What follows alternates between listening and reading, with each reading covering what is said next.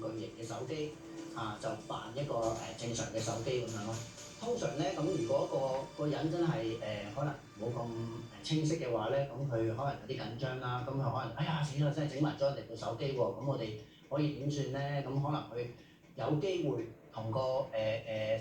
事主咧就作出一個即時嘅賠償啦。咁通常佢同佢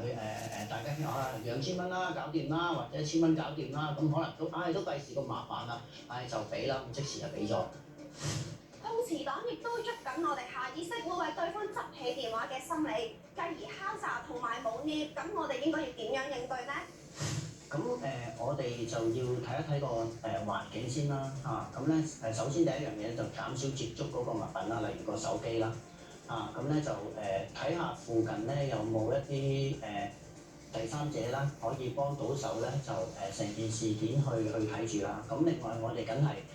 如果喺嗰個密集嘅地區咧，我哋千祈就唔可以就話揸住部手機一路望住完全咧就低晒頭，咁人哋一望到你就係目標啦我就係撞你㗎啦。咁另外咧，如果佢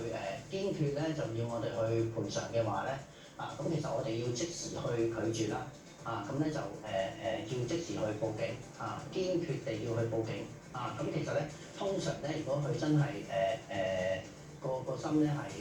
想做壞事嘅，其實佢覺得麻煩，佢都會走開。絕對唔建議我哋私下解決嘅，因為你私下解決咗咧，其實就即係完全係冇任何證據可以推翻你之前去直接俾咗錢佢，咁一俾咗錢成件事就完咗㗎啦。咁亦都過咗數咁你想追究都冇得追究，稍後諗翻我受騙喎就已經冇作用啦。首先碰瓷呢樣嘢咧，